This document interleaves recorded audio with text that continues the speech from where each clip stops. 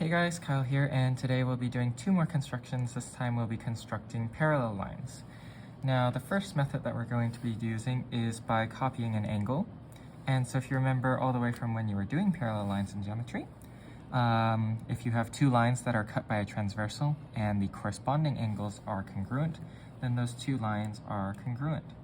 So we'll start by just drawing our transversal, which is just any line that goes through our given point and through the line that we've been given. And we're going to be copying this angle here and making a corresponding angle somewhere up here near our given point.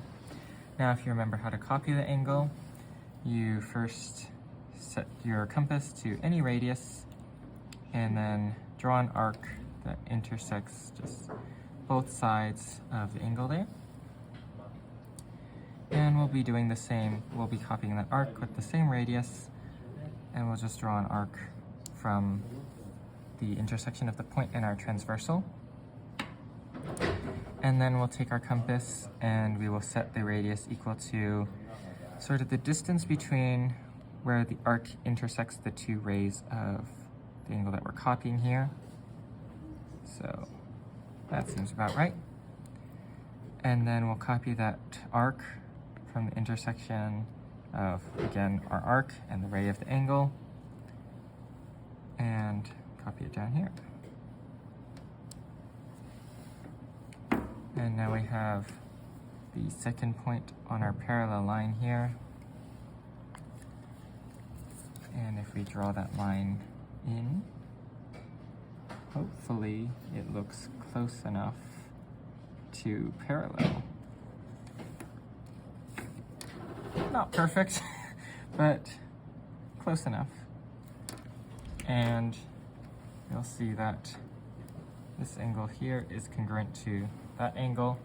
And so we have two corresponding angles that makes roughly parallel lines. Now, the second way that we're going to be constructing parallel lines is by constructing a rhombus. And if you remember, rhombuses are also parallelograms, so the opposite sides will be parallel.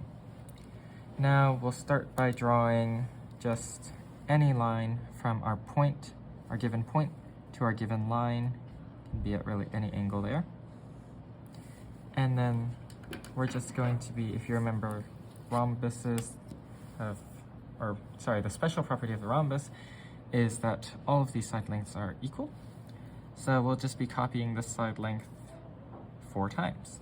So we'll set our radius equal to that side length.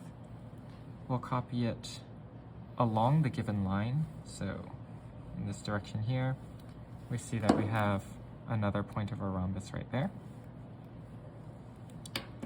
And then from that point, we'll draw the arc of, again, the same length because all of our side lengths are the same. And we'll do the same with an arc from our given point there. And there we have the last point of our rhombus. And, well, I'll just draw the rhombus in first. So we have one side of our rhombus is going to be right here. And the last side is going to help form our parallel line. Since opposite sides of a parallelogram are parallel. Again, roughly parallel, but yeah, pretty close, and we can see that we've also constructed a rhombus here, since all of these sides are of equal length. And that's all for constructing parallel lines with these two different methods, and have a great day.